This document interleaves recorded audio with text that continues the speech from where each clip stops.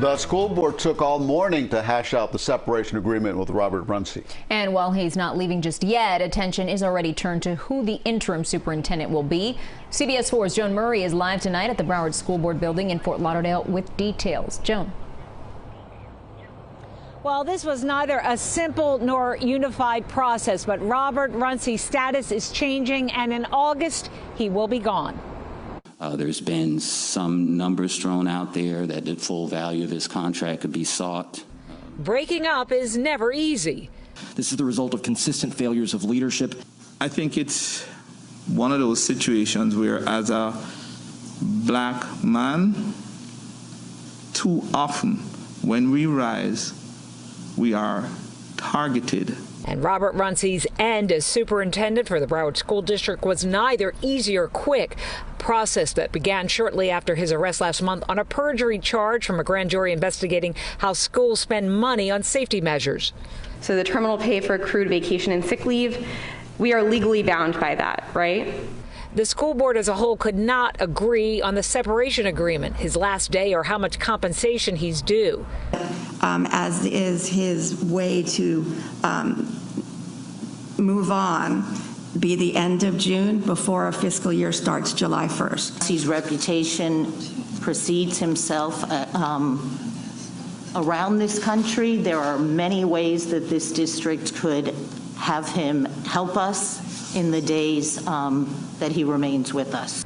It was a split vote in the end, the agreement passing 5-4. The $743,000 deal includes 90 days salary, 20 weeks severance, sick, vacation, medical, dental, and up to $25,000 in legal fees for these negotiations. $80,000 for the state retirement fund that's contingent on the successful outcome of his criminal case. In a rare appearance, Runcie's wife defended his actions after the Parkland massacre. Runcie has come under criticism for his actions before and after the tragedy.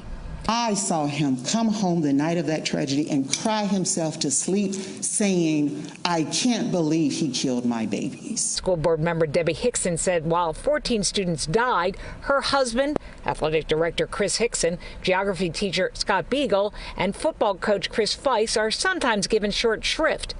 There were husbands, there were adults, and there are spouses and children that were affected. Since Parkland, it's a different, at times divided school board, underscored by today's vote.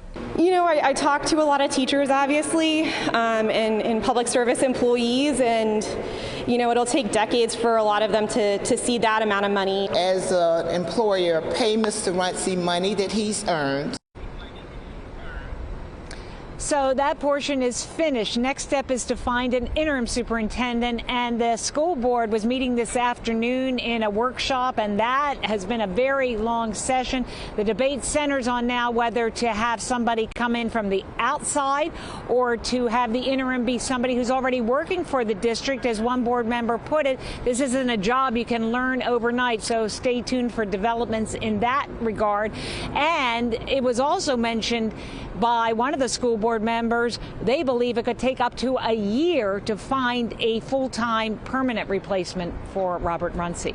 In Fort Lauderdale tonight, Joan Murray, CBS 4 News.